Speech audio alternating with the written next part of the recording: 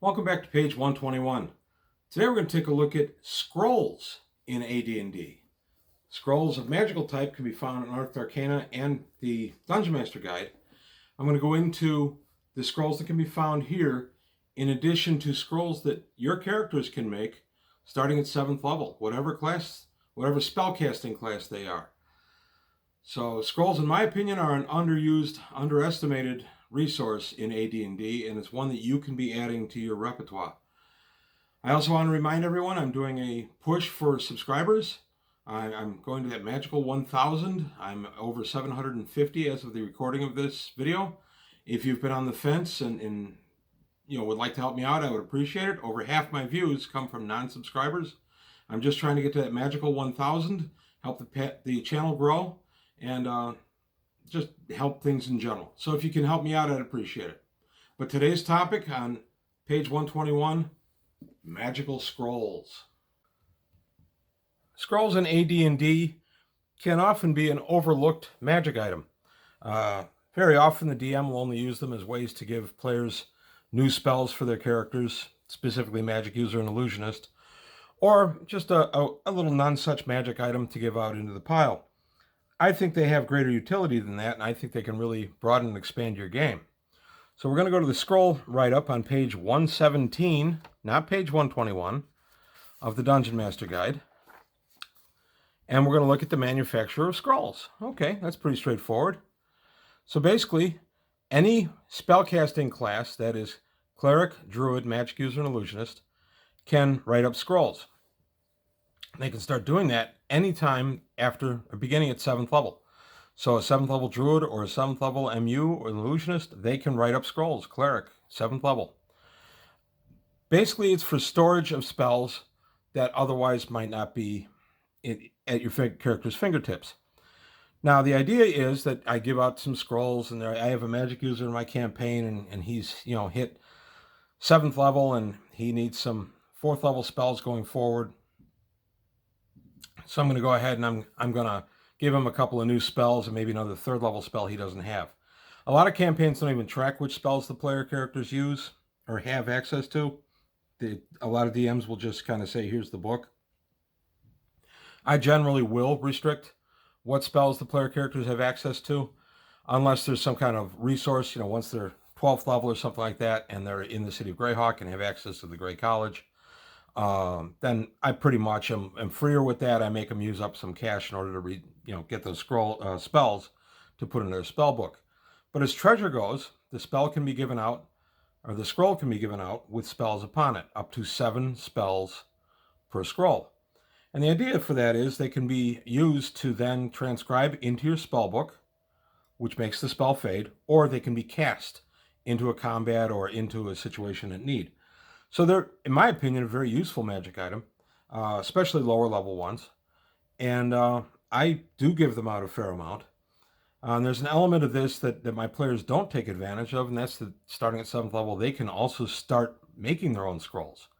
And I just find it kind of interesting that that's kind of an overlooked aspect of this. But I'm going to get into that in a moment. So here we have how to make the scrolls. And it must be inscribed by 7th level or higher, and it has to be a spell that you know and are able to cast. So you couldn't cast put a 7th level character couldn't put an 8th level magic user spell on a scroll. They don't know the spell. Also, the first time they find a scroll, the player character has to use a read magic in order to determine what spells are on the scroll. That's 1 read magic per scroll. You give out 4 in a treasure hoard. They have to use 4 read magics. Personally, I feel an MU should always take a read magic, except at the lowest levels when you're trying to use combat spells. We give bonus spells for intelligence in my campaign. Just as the clerics get it, so do for wisdom, the magic users and illusionists get it for intelligence. So they have the exact same bonuses. So in my opinion, with the extra spell slots, there's no real excuse for a 5th or 6th level MU to not have a read magic ready. I don't penalize them if they don't have one ready, but sometimes the circumstances in my dungeon will penalize them for not having it. So here it goes into what type of ink you need, and you have to get special type of ink, and the DM is encouraged to make stuff up. And then, if you're a druid, you're going to harvest the pumpkin of the dark of the moon, dry the seeds, then make slow fire sandalwood and horse dung to dry them out, and so on. I don't go down into this too much. You can. A lot of people like to dial in on that stuff, and that's great. I don't really go into that much detail. So now I'm going to go to finding a scroll that's already been made. So you find a treasure pile, and the treasure pile has, the DM says there's scrolls in the pile. If you're like my campaign at low levels, the spellcasters are excited. At high levels, they don't really seem to care much. I think this is overlooked. I think scrolls can be an incredibly useful resource at virtually any level. So basically, is brought out here, the scrolls are written in their own little magic code or whatever. You need to read magic to unravel the code. And you can randomly determine what type of scroll it is for your treasure pile, which is handy. And then it says, in general, if you haven't really specified what level the scroll is, the rule of thumb is if you have to be 7th level to cast it, then the spell operates at 6th level. I have changed this, and I make the levels of the scrolls when I put them in the pile, in the treasure pile. And I also make it clear to my player characters that when they make a scroll, if ever, that the scroll goes at whatever level they were when they made it. So if they were 10th level when they made a scroll for a fireball, it will fire for 10 die 6. It's just the easiest way for me to do it. It's something I've always kind of used. I've been using it for a long, long time. I don't remember when I started it, but it was a very long time ago. And it's never hurt game balance or anything. So that's the way I determine my scroll levels. And then regarding the use of scrolls, I usually cost the player an extra 4 segments to pull the scroll out, unfurl it, and then cast the spell on top of whatever the casting time is.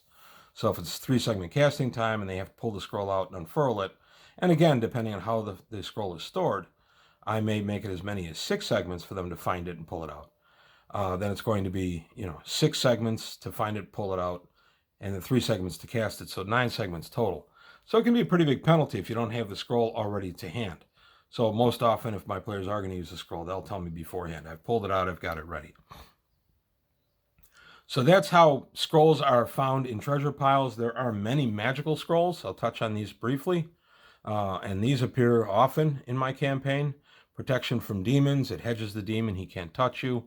Devils, the same thing. Elementals, same deal. Protection from lycanthropes, I don't ever remember giving out or a player using, maybe because I never gave it out. But mostly in my campaign, if they encounter a lycanthrope, their first goal is to kill it. Protection from magic is a nasty one. It sets up basically an anti-magic field in a 5-foot radius around you. Protection from petrification. You can look that Medusa in the eye and she can't bother you. Protection from possession from some type of evil creature. And then protection from undead. This one's a very popular one in our group. So these are a bunch of scrolls here. There are more still in Unearthed Arcana. Encyclopedia Magica has a bunch of them as well. I'm not going to go through every one of the prefab scrolls because that's not really the focus of this video. It's to let you know that they're out there and that they are decent magic items. But really what this is to encourage your players to create their own scrolls. So here we go, looking at some more of the prefabricated scrolls. Protection from acid, breath weapons, dragon, breath weapons, non-dragon. Those are both very useful. Cold, electricity, fire, gas, all very useful protection scrolls. Protection from illusion I find a little confusing to use, but I have used them. Paralyzation, plants. Protection from traps, which is actually a very valuable scroll that I've given out from time to time, and I have always felt it was kind of underused. Protection from water, and then protection from weapons, magical and non-magical. Those can be very powerful. Those can be real game changers. So there's the prefabbed scrolls for you. Now, you're probably wondering, okay, I'm talking about how your players are not using this. Well, for that, we're going to take a look at the spell lists earlier in the Unearthed Arcana. These are the more complete lists for magic users, illusionists, clerics, druids. I'm going to use the magic users because I'm going to find a spell that might not be one that you'd necessarily always want in your memory, but would be incredibly useful to have. So what I recommend my players do, and I've said this many times over the years, is, okay, your magic user has X amount of gold. They're going to be downtime between adventures. Why don't you write up some scrolls? And on the scroll, you might want to put Tensor's Floating Disc. Good first level spell. It takes 1 day to manufacture. It's not all that expensive for you to manufacture. The way scrolls are manufactured in Dungeon Master Guide is 1 day per level of the spell. So if it's a 5th level spell, it takes the magic user 5 days of uninterrupted work to scribe that spell down onto a scroll. That's fine. I personally, I have characters of my own that I use, but I don't play all that frequently. Consequently, my characters have a lot of free time. So sometimes if my magic user wants to jot down some scrolls, I expend the gold off my sheet, let one of the other players who's DM'd him know, hey, I'm going to be spending X amount of dollars on it. They say fine, and I write down the scroll that I want. There's a percentage chance that the scroll fails. It's a base 20%, and that's the failure rate, plus 1% for level of the spell. So say it's a 7th level spell. So it's 27% fail rate at that point, 20 plus the 7 level spell. And the caster level is subtracted from that. So say it's a 15th level, make it a 15th level caster. So it's 20 plus 7 is 27, minus the caster's level is 15. It's a 12% chance that scroll fails. I smudged the ink, I sneezed while I was writing, some dust got on it, some hair broke up the writing, whatever. That spell is now useless. I think that's kind of a harsh penalty. I generally will cut that in half. If the player is expending the resources and the time, the payout's just not that great for that big a penalty, big a chance to fail. I don't really get too buried in that. I recommend that you not punish your characters for trying to do something, which I think just helps round out their characters. But back to what I was going on about, the scrolls can be very useful to have as backup spells. In our game, you can carry a maximum of 3 spells in memory. So if I'm a cleric and I want to carry 3 Cure Serious Wounds, that's all I'm allowed to carry. Well, I'm going into a hazardous dungeon. I may want to take the time and the expense to write up a couple more Cure Serious Wounds on scrolls. That way, no matter what, I have some backup spells. In our campaign, if you wrote the spell, you have a 100% success rate in casting the spell. There's no chance you're going to fail a spell you yourself wrote. If you are able to cast the spell at your level, so a 7th level magic user casting a 3rd level spell, again, it's a 100% success rate. He's been exposed to that level of spells before. It's kind of remedial for him at this point. He's very skilled. He's going to go ahead and be able to cast the spell. Where you run into your fail rate, and this is brought out in the Dungeon Master Guide as well, is when it's a spell that's beyond the level that you have a chance to cast. And that table is called out in the Dungeon Master Guide, again around page 117. Let's see. Oh, maybe it's more like in the scrolls themselves. I think it's at the beginning of the scrolls section itself. So here we are. You find their level, and then it tells you your chance of failure right here of if you're reading a spell much higher than yours. So it's the difference between the spell needed to cast the spell and the caster himself. So the example given is a 1st level MU trying to cast a wish spell, which he'd have to be 18th level to cast. It's 85% difference between them, so that's the spell failure. And then you can have a reverse harmful effect. I had a very amusing moment years ago in a campaign where a high-level cleric, 12th level cleric, so he cast 6 level spells, was trying to cast a resurrection on a player character, which of course is a 7th level spell. So the resurrection being 7th level, it was higher than his. And I said, okay, it's going to fail. And I figured out the percentage, and it was around a 15 or 20%. But I said, if you roll me an 01, because it's a resurrection, it's going to have the reverse effect just on an 01, and it's going to turn you to dust. And he laughed. He said, okay, fine. I'll go ahead and I'll take that chance. I want to resurrect this player character that got dropped in combat. I'm going to go ahead and I cast the spell. He threw the dice, the percentage dice, in front of everyone, and he threw an 01. His character was turned to dust. That was amusing. I left it for a very long time that character was in dust. He had another character who had long before been associated with the guy who got turned to dust. So that guy went on a quest to acquire a ring of wishes. He found a ring with 1 wish left, and he expended that 1 wish to bring that player character that had been turned to dust back to life. So an amusing moment in scroll history in my campaign. Craig, looking at you, buddy. You're the one it happened to. So, yeah, sorry about that, but you did throw the die. So that's it. I think the idea of using spells as a backup for your memorized spells, I think is a great idea. I think expending the resources and the cash to create spells as backups is a great idea. I have gone so far as a player character. I was around 10th level. I wanted to create a fireball spell. I wanted to put 3 of them on a scroll. I expended the necessary 9 days or whatever it was, and all the money and everything. So I had 3 backup 10th level fireball spells. Never got the opportunity to cast them at 10th level. The scrolls just sat. Well, then I thought, well, okay, I want to create these. I'm now 12th level. I've gone up in 2 levels. I want to create that same scroll, but I want them to cast at my level, 12th. So the player character sold the 3 10 dice fireballs to somebody who wanted them, and then wrote new scrolls. As I say, my characters don't get out on the table much because I DM about 95% of the games. So they have plenty of character downtime. And I particularly had one magic user that I made clear from the very beginning was kind of a bookworm. He spent a lot of his time just in books and being an intellectual. So he's the guy I had doing this. So if he went up in a level or 2, he would go ahead, he'd re-examine his scrolls, and he'd sell some of them, and he'd write the new ones to his current level. So that's the idea behind scrolls. I'm going to throw out a couple of ideas of ones I think are great to keep on hand, just in case you need it. So starting at first level, I'm always a fan of any kind of wizard mark spell. I've always found that good, but I don't want to put it in my memory. Second level, I'm a big fan of having an extra invisible spell, because that can be used on somebody else. Another extra rope trick is good too.